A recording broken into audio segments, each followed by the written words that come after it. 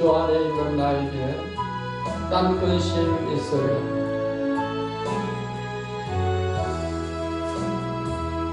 주 안에 있는 나에게 딴 근심 있으랴. 십자가 밑에 나아가 내 짐을 풀었네. 주님을 찬송하면서 할렐루야 할렐루야. 내 앞길 멀고 험해도 나 주님만 따라가리. 그 두려움이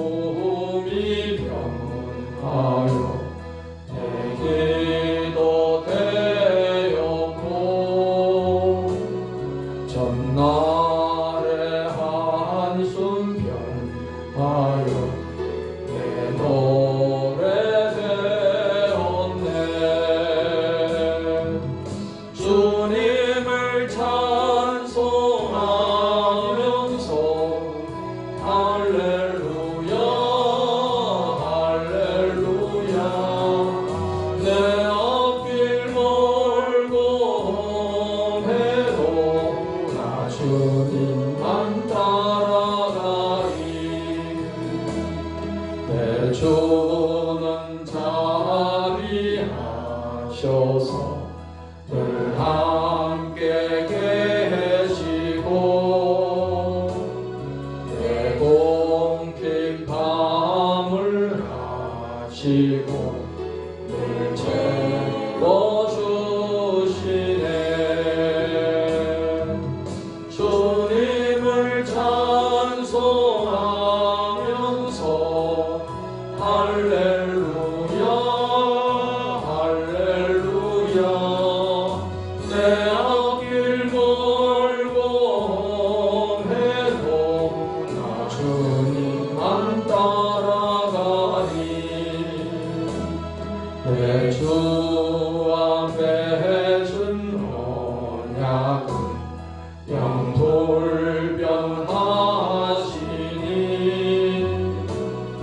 그 나라 가기까지는 늘 보호하시네.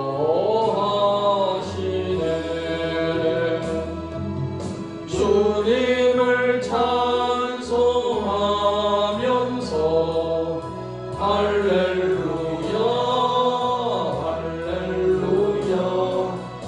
내 앞길 멀고 험해도 나 주님만 따라가리.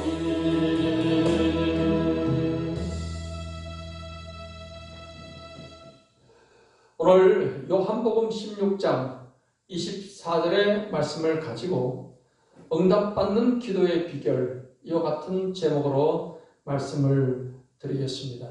우리가 예수님을 믿게 되면 우리는 하나님의 자녀의 권세를 갖게 되는 것입니다. 하나님의 자녀이기 때문에 자녀에게 주어진 특권이 있는데 그것은 하나님께 기도할 수 있다는 특권입니다. 우리는 이 하나님께 기도함을 통해서 하나님의 응답을 받게 되고 그로 말미암아 우리는 세상에서 승리의 삶, 복된 삶을 살아가게 되는 것입니다. 우리가 승리하는 신앙생활을 하기 위해서는 우리 예수님을 본받는 그런 신앙생활을 해야 되는데 예수님께서 이 땅에 오셔서 하신 가장 큰 일을 두 가지로 우리가 말을 하면은 우리의 죄를 대속하는 그런 삶을 사셨고 또 우리를 위한 모범이 되는 삶을 사셨다는 것입니다. 예수님은 인류의 죄를 대속하기 위해서 십자가에서 못 박혀 피 흘려 죽으시고 3일 만에 부활하시게 된 것입니다. 또한 예수님은 우리의 신앙의 모범을 보이시기 위해서 예수님은 세례도 받으시고 전도도 하시고 기도도 하시고 하나님 말씀도 열심히 전하시고 하는 그런 모범을 보여주셨는데 그러한 예수님이 모범을 보여주신 것은 예수님을 본받아 신앙생활을 할 때 우리가 신앙생활을 성공적으로 잘 할 수 있다는 것입니다. 특별히 예수님은 기도하는 모범을 우리에게 보여주셨습니다. 성경 말씀 마가복음 1장 35절에 새벽 아직도 밝기 전에 예수께서 일어나다가 한적한 곳으로 가서 거기서 기도하시더니 했습니다. 예수님은 이렇게 시간만 나면 기회가 있을 때마다 이렇게 따로 한적한 곳에 가서 기도하시기도 하셨습니다. 또 예수님은 다양한 방법으로 기도의 모범을 보여주셨습니다. 공생의 활동을 시작하시면서 40일간 금식하며 기도하기도 하셨습니다. 예수님은 제자들을 선택하는 그런 중요한 일을 앞두고도 간절히 기도하신 후에 그러한 제자를 선택을 하셨습니다. 또한 예수님은 십자가에 죽으실 것을 앞두시고 겟세마네 동산에서 밤을 새면서 기도하시기도 하셨습니다. 이렇게 예수님께서 기도하신 것은 우리에게도 이런 기도를 통해서 우리가 승리의 삶, 복된 삶을 살아갈 수 있다는 모범을 우리에게 보여주신 것입니다. 그래서 우리 하나님의 자녀들은 하나님께 우리가 이 기도를 통해서 하나님 나라의 복을 우리가 받게 되고 하나님의 그 도우심과 그 권능을 우리는 또 체험하면서 세상을 이기며 살아가게 되는 것입니다. 그래서 우리가 정말 기도 생활을 잘 해서 많은 응답을 받는 것이 정말 중요한 것인데 우리의 응답받는 기도 생활을 위해서 우리가 어떻게 하면 우리 기도가 응답받는가를 성경에는 여러 가지로 우리에게 말씀을 해 주셨습니다. 여러 가지 방법들이 많이 있는데 우리가 특별히 이제 기도 응답을 위해서 알아야 할 가장 기본적인 5가지 그 기도 응답의 비결, 원칙을 말씀해 드림으로 함께 은혜를 나누고자 하는 것입니다. 첫 번째 기도의 원칙은 예수의 이름으로 기도해야 한다 하는 것입니다. 요한복음 16장 24절 말씀, 오늘 본문 말씀 보겠습니다. 지금까지는 너희가 내 이름으로 아무것도 구하지 아니하였으나 구하라 그리하면 받으리니 너희 기쁨이 충만하리라 했습니다. 첫 번째 기도의 원칙은 예수님의 이름으로 기도해야 된다 하는 것입니다. 우리가 예수님의 이름으로 하나님께 나아가서 예수의 이름으로 기도함으로 응답받을 수가 있는 것은 우리가 하나님 앞에 나가는 것이 막히게 된 것은 바로 죄로 인해서 막히게 된 것이고 우리의 기도를 하나님이 안 들으시는 것은 바로 죄로 인해서 듣지 않으시기 때문입니다. 이사야 55장 1절로 2절 말씀에 여호와의 손이 짧아 구원하지 못하심도 아니요 귀가 둔하여 듣지 못하심도 아니라 오직 너희 죄악이 너희와 너희 하나님 사이를 갈라놓았고 너희 죄가 그의 얼굴을 가리어서 너희에게서 듣지 않으시게 함이니라 했습니다. 하나님과 우리 사이에 이 죄로 인해서 단절되게 된 것이고 하나님께서 이 죄 때문에 우리의 기도를 듣지 않으시는 것입니다. 아담과 하와의 원죄로 인해서 우리는 태어나면서부터 하나님과 단절된 그런 죄인으로 태어났습니다. 그리고 이 땅에 살아가면서 우리가 짓는 자범죄로 인해서 하나님과 우리 사이가 이렇게 멀어지게 되는 것입니다. 그런데 예수님이 이 땅에 오신 목적은 바로 이 죄 문제를 해결해 주시기 위해서 이 땅에 오셨습니다. 죄로 인해 단절된 우리들을 예수님은 하나님과 우리 사이의 중보자가 되셔서 하나님과 화목하게 해주신 것입니다. 성경 말씀 디모데전서 2장 5절 말씀에 하나님은 한 분이시요 또 하나님과 사람 사이의 중보자도 한 분이시니 그 사람이신 그리스도 예수라고 성경은 말씀하고 있습니다. 예수님이 십자가에서 하나님과 우리 사이에 중보자가 되어주셔서 자신의 몸을 화목제물로 영원한 속죄 제사를 드려주셨습니다. 그래서 이제 우리가 예수님을 통해서 하나님께로 나갈 수 있게 된 것입니다. 예수님께서는 하나님께로 나가는 길을 열어주셨습니다. 내가 그 길이요 진리요 생명이니 나로 말미암아 아버지께로 올 자가 없다고 예수님은 말씀을 하셨습니다. 예수님은 십자가에서 피 흘려 죽으심을 통해서 하나님께로 나가는 길을 열어놓으신 것입니다. 성경 히브리서 10장 19절로 20절 말씀에 그러므로 형제들아 우리가 예수의 피를 힘입어 성소에 들어갈 담력을 얻었나니 그 길은 우리를 위하여 휘장 가운데로 열어놓으신 새로운 살 길이요. 휘장은 곧 그의 육체이라고 말씀을 하고 있습니다. 여러분, 이제 예수님이 오시기 전 구약시대의 이스라엘 백성들은 성막에서 하나님께 제사를 드렸습니다. 이 성막이 나중에 성전으로 건축되게 되었습니다. 이 성막 또 성전은 그 구조를 보게 되면 이제 번제단과 또 물두멍을 지나서 그리고 이제 성소가 있고 또 성소를 지나서 들어가면 지성소가 있습니다. 이 성소와 지성소 사이에는 두꺼운 휘장이 있어서 가로막고 있습니다. 성소에는 등대가 있고 분향단이 있고 진설병 상이 있어서 제사장들이 늘 성소에서 하나님을 섬기는 그 봉사일을 하고 있습니다. 근데 지성소에는 이제 언약궤가 있습니다. 언약궤 위에 그 그룹 천사 사이에 모형으로 된 그 사이에 하나님께서 임재해 계신 것입니다.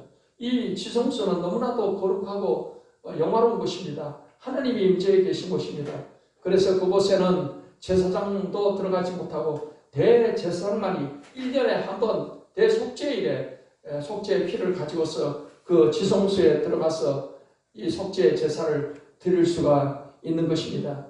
그래서 이 제사장들은 성소에서 하나님을 섬기는 일을 하게 되는데 예수님이 십자가에서 운명하실 때 예루살렘 성전에 엄청난 일이 일어났습니다. 그것은 성소와 지성소를 가로막고 있던 그 두꺼운 휘장이 위로부터 아래까지 쫙 찢어져 내린 것입니다. 그래서 지성소로 가는 길이 열리게 되고 하나님의 지성소 앞에 제사장들이 바로 바라볼 수 있게 되었던 것입니다. 이것은 오늘 히브리서 말씀대로 하나님께로 가는 길을 예수님께서 열어놓으셨다라고 말씀을 하고 있는 것입니다. 오늘날 우리가 신약에 우리 그리스도인들은 다 제사장적 자격으로 하나님 앞에 우리가 직접 이렇게 하나님께 예배를 드리게 되는 것은 예수님께서 성소에서 지성소로 가는 길을 열어놓으셨고 하나님 앞으로 가는 길을 열어놓아 주셨기 때문인 것입니다. 그래서 이 길은 예수님의 피로 우리가 죄사함을 받고 그래서 하나님 앞에 나갈 수 있게 된 것입니다. 그래서 성경 말씀은 우리가 예수의 피를 힘입어 성소에 들어갈 담력을 얻었다라고 성경은 말씀을 하고 있는 것입니다. 그렇기 때문에 우리가 예수님의 이름으로 기도한다 하면 예수님의 피로 죄사함 받아서 이제 예수님의 중보자가 되셔서 이 예수님의 이름으로 하나님 앞에 담대히 나가게 되었다는 것을 의미하는 것입니다.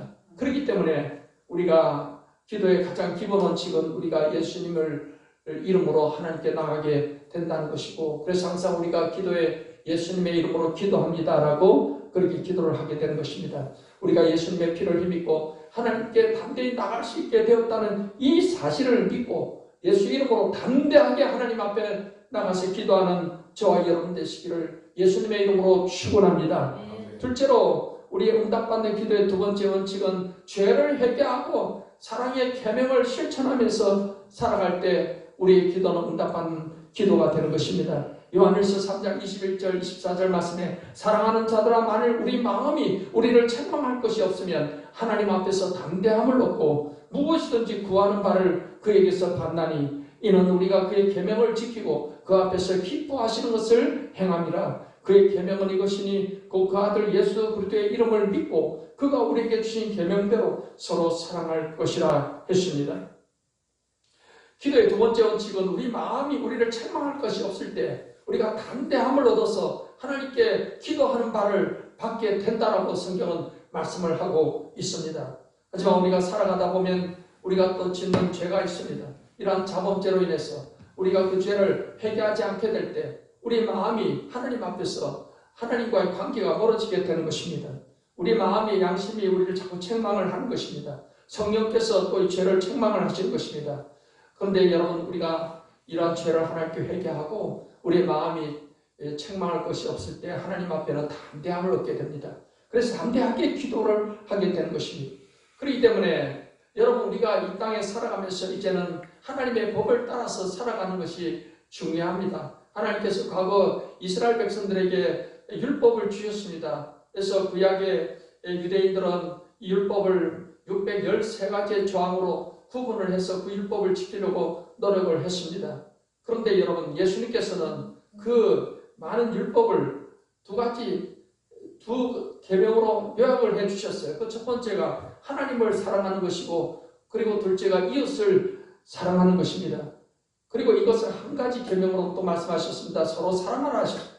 그래서 이제 우리는 이 사랑의 계명을 지키는 것이 모두 율법과 첫째 강령을 그걸 지키는 것임을 성경은 말씀하고 있으며, 사랑이 율법의 완성임을 말씀을 하고 있습니다. 그렇기 때문에 하나님의 사랑과 은혜로 구원받은 우리 성도들은 이 땅에 사는 동안에 하나님의 계명을 지키는데, 무엇보다도 이 사랑의 계명을 지키게 될 때 하나님의 법을 다 지키는 것과 같은 것입니다.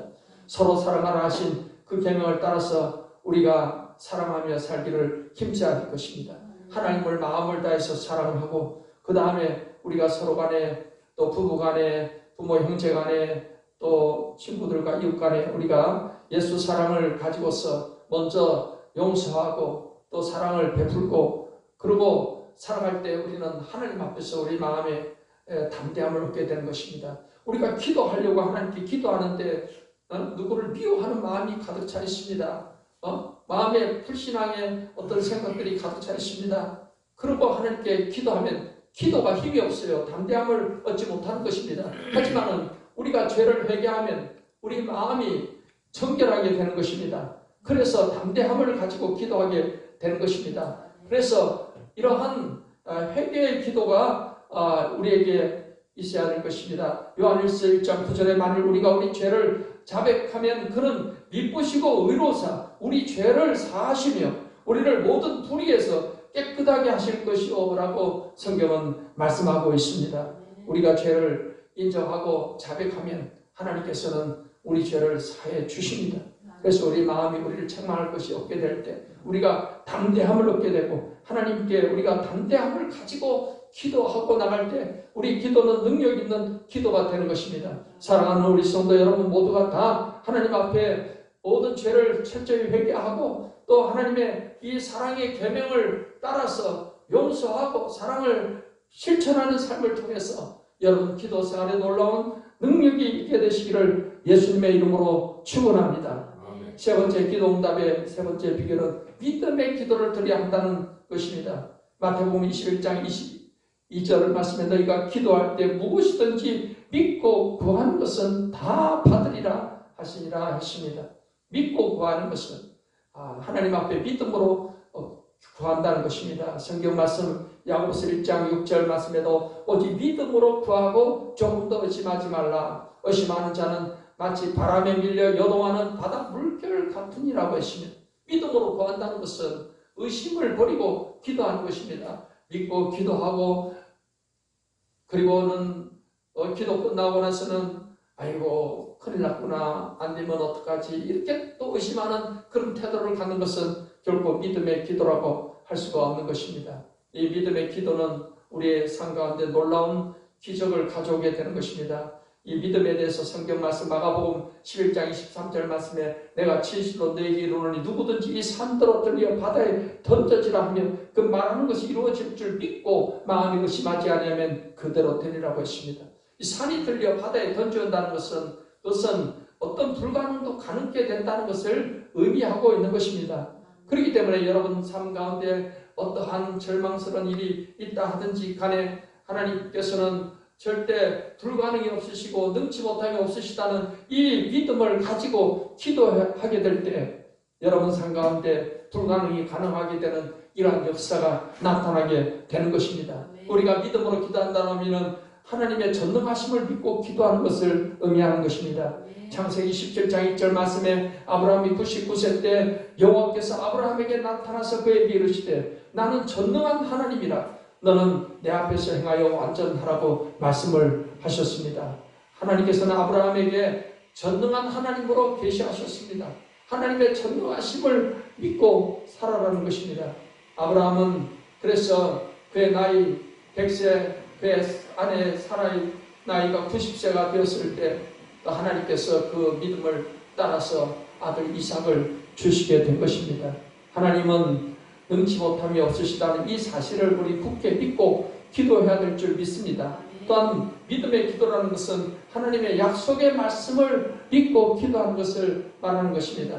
성경 말씀은 하나님이 우리에게 주신 약속의 말씀입니다. 하나님은 신실하셔서 그 하신 말씀을 반드시 이루시는 분이십니다. 시건하지 않으신다고 했습니다. 그렇기 때문에 성경의 약속의 말씀을 내게 주신 약속으로 우리가 믿고 그 약속의 말씀을 붙잡고 기도하는 것은 굉장한 능력이 있는 기도가 되는 것입니다. 하나님께서는 우리의 삶 가운데 많은 하나님의 약속을 또 하나님께서 주셨습니다. 병든 자를 위해서 주신 약속이 있습니다. 여러 가지 사업이 어려움 당할 때 주신 약속이 있습니다. 슬플 때 주신 약속이 있습니다. 이 약속의 말씀들을 우리 마음에 품고 기도하면 그 기도가 바로 믿음의 기도가 되는 것입니다. 너희가 내 안에 거하고 내 말이 너희 안에 거하면 무엇이든지 원하는 대로 구하라. 그리하면 이루리라고 예수님이 말씀하셨습니다. 예수님의 말씀, 그 약속의 말씀, 또한 하나님 말씀이 우리 안에 거하고 그 말씀 붙잡고 기도할 때 하나님께서 놀라운 능력으로 응답을 주시게 된다는 것입니다. 병이 들었을 때 이사야서 53장의 말씀, 그가 채찍에 맞으로 너희가 나음을 입었다. 또 믿음의 기도는 병든 자를 건진다는 이러한 말씀들을 우리가 그 말씀을 믿고 그 말씀을 붙잡고 그 말씀을 입으로 시인하면서 기도하게 되면 그것이 바로 믿음의 기도가 되는 것입니다. 하나님의 전능하심을 믿고 하나님의 약속의 말씀이 신실하심을 믿고 기도하는 이러한 믿음의 기도를 통해서 여러분이 기도하고 구하는 것마다 응답받고 승리하는 그런 축복된 삶이 되시기를 예수님의 이름으로 축원합니다. 네 번째로 우리가 응답받는 기도는 감사함으로 구하는 기도가 되어야 될 것입니다. 빌립보서 4장 6절로 7절 말씀에 아무것도 염려하지 말고 오직 모든 일에 기도와 간구로 너희 구할 것을 감사함으로 하나님께 아뢰라. 그리하면 모든 지각에 뛰어난 하나님의 평강이 그리스도 예수 안에서 너희 마음과 생각을 지키시리라고 말씀을 하셨습니다. 염려와 근심으로 마음이 짓눌릴 때 우리가 하나님의 앞에 나서 기도하게 되는데 그 기도할 때 우리가 감사함으로 기도한다는 것은 이것은 믿음으로 기도한다는 것하고 같은 맥락인 것입니다. 우리가 믿음으로 기도한다는 것은 하나님이 이 기도를 반드시 들어주실 것을 믿고 기도한다는 그런 것인데 그렇기 때문에 그걸 믿으니까 감사함으로 또 기도하게 되는 것입니다. 하나님 이루어 주실 것을 믿고 감사하는 그런 기도가 되는 것입니다. 그럴 때 하나님께서 모든 지각에 대한 하나님의 평강이 그리스도 예수 안에서 너희 마음과 생각을 지키시리라. 이 평강으로 우리 기도를 하나님 받으셨다는 어떤 사인을 또 주시게 되는 것입니다. 성경 말씀에 이 시편 50편 14절 15절 말씀에 보면은 감사로 하나님께 제사를 드리며 지존하신 이에게 내 소원을 갚으며 환난 날에 나를 부르라 내가 너를 건지리니 네가 나를 영화롭게 하리로다고 말씀하고 있습니다. 감사로 제사를 드린다는 것은 감사하는 마음으로 예배를 드리고 감사함으로 기도하고 감사함으로 하나님 섬기고 하는 모든 것을 의미하고 있습니다. 그럴 때 하나님께서는 환난 날에 부르면 하나님께서 우리를 건져주신다는 약속을 하고 있는 것입니다. 성경에 보면은 여러분 감사의 기도를 통해서 응답받은 그런 내용들을 우리가 많이 찾아볼 수 있습니다. 우리가 대표적으로 여러분 다니엘을 우리가 보게 됩니다. 다니엘은 이제 그가 포로로 끌려가 있으면서 늘 하나님 앞에 늘 기도하는 그런 습관이 있었습니다. 그런데 이 기도하는 습관으로 인해서 다니엘은 그를 모함하는 사람 총리들에 의해서 하나님께 기도하면 사자굴에 던져지는 그 법이 이제 세워지게 된 것입니다. 하지만은 다니엘은 그러한 법이 세워졌음에도 불구하고 하나님께 기도하는데 어떠한 자세로 기도합니까? 다니엘 6장 10절에 다니엘이 이 조서에 왕의 도장이 찍힌 것을 알고도 자기 집에 돌아가서는 윗방에 올라가 예루살렘으로 향한 창문을 열고 전에 하던 대로 하루 3번씩 무릎을 꿇고 기도하며 그의 하나님께 감사하였더라 하십니다. 다니엘은 이제 하나님께 이렇게 기도하면 사자굴에 던져지게 된다는 것을 알면서도 하나님께 기도하면서 하나님께 감사하였다는 것입니다. 이러한 감사의 기도는 하나님의 놀라운 능력을 그에게 가져왔습니다. 다니엘은 결국 고발을 받아서 사자굴에 던져지게 되었지만은 사자들이 이 다니엘에게 접근을 하지 못하고 구경만 하게 되었습니다. 다니엘은 밤이 새도록 사자로부터 하나님이 그를 보호해 주시는 것, 기적을 체험하게 된 것입니다. 다음날 이제 새벽에 아침에 일찍 이 왕이 다니엘이 하나님이 다니엘을 보호해 주셨다는 사실을 알고는 다니엘을 모함한 총리들과 가족들을 몽땅 잡아다가 사자굴에 던져넣게 되어 사자밥이 되게 했던 것입니다. 사랑하는 성도 여러분, 이 다니엘이 이렇게 죽음의 위기 가운데서도 하나님이 그를 지켜주실 걸 믿고 감사함으로 기도했듯이 여러분 삶의 어떤 상황에서나 하나님께서 합력해 선이 되게 하시고 고난이 유익되게 하시고 환난이 복이 되게 해주실 것을 믿는 그런 믿음으로 감사의 기도를 하시게 되시기를 예수님의 이름으로 축원합니다. 다섯 번째로 우리의 기도가 응답받는 다섯 번째 원칙은 간절히 인내함으로 기도해야 된다는 것입니다. 마태복음 7장 7절로 8절 말씀에 구하라 그리하면 너에게 주실 것이요 찾으라 그리하면 찾아낼 것이요 문을 두드리라 그리하면 너에게 열릴 것이니 구하는 이마다 받을 것이요 찾는 이는 찾아낼 것이요 두드리는 이에게는 열릴 것이라고 말씀을 했습니다. 이렇게 기도하는 것을 구하라 찾으라 문을 두드리라 이렇게 말씀한 것은 간절함으로 기도하라는 것입니다. 그래서 어떤 사람이 친구가 밤에 찾아왔는데 친구를 대접해 줄 음식이 없습니다. 그랬을 때 친구는 밤늦은 시간이지만 옆에 이웃에 있는 친구를 찾아가서 이미 잠들어 누워있는 그 친구를 깨웁니다. 문을 두드립니다. 아무리 두드려도 친구는 깨지 않습니다. 그렇다고 해서 포기하지 않습니다. 끝까지 계속 두드립니다. 그러자 누워서 자던 이 친구가 벗이라는 것 때문에 주는 것은 아니고 너무 간청을 하니까 떡을 빌려줬다라고 성경은 말씀하고 있습니다. 이렇게 찾고 두드린다는 것은 끝까지 인내함으로써 하는 것을 의미하고 있는 것입니다. 항상 우리가 기도하고 인내함으로써 낙심하지 말고 기도해야 될 것에 대해서 예수님은 한 가부와 재판관의 비유를 통해서 이렇게 말씀을 하셨습니다. 누가복음 18장 1절로 8절 말씀에 예수께서 그들에게 항상 기도하고 낭망하지 말아야 할 것을 비유로 말씀하여 이르시되 어떤 도시에 하나님을 두려워하지 않고 사람을 무시하는 한 재판장이 있는데 그 도시에 한 과부가 있어 자주 그에게 가서 내 원수에 대한 나의 원한을 풀어주소서 하되 그가 얼마 동안 듣지 아니하다가 후에 속으로 생각하되 내가 하나님을 두려워하지 않고 사람을 무시하나 이 과부가 나를 번거롭게 하니 내가 그 원한을 풀어주리라. 그렇지 않으면 늘 와서 나를 괴롭게 하리라 하였느니라. 주께서 또 이르시되 불의한 재판장이 말한 것을 들어라. 하물며 하나님께서 그 밤낮 부르짖는 택하신 자들의 원한을 풀어주지 아니하시겠느냐. 그들에게 오래 참으시겠느냐. 내가 너에게 이르노니 속히 그 원한을 풀어주시리라. 그러나 인자가 올 때 세상에서 믿음을 보겠느냐 하시라고 말씀을 하셨습니다. 이 과부가 억울한 사정이 있었습니다. 그는 그것을 해결할 만한 힘도 없고 돈도 없고 백도 없었습니다. 그런데 이 과부는 그 도시의 재판장을 찾아가서 밤낮으로 찾아가서 간청을 하는 것입니다. 내 억울한 사정 좀 해결해 주세요. 해결해 주세요 했습니다. 근데 성경은 이 재판장이 불의한 재판관이라고 그랬습니다. 뇌물을 먹고 또 불의하게 이렇게 재판결하는 그런 사람이지만은 이 과부가 너무나도 또 자기를 번거롭게 하니 그래서 내가 그 원한을 풀어주겠다는 것입니다. 그런 것처럼 하나님께서 그 밤낮 부르짖는 택한 자들의 원한을 풀어주지 않겠느냐라고 예수님이 말씀을 하셨습니다. 그렇기 때문에 정말 우리의 기도가 그 억울한 사정을 가지고 있는 그 과부와 같은 심정으로 하나님 앞에 우리가 나아가서 낙심하지 말고 하나님께서 응답하실 때까지 우리가 인내함으로 기도하는 그런 기도를 하나님께서 들어주신다라고 예수님은 말씀을 하신 것입니다.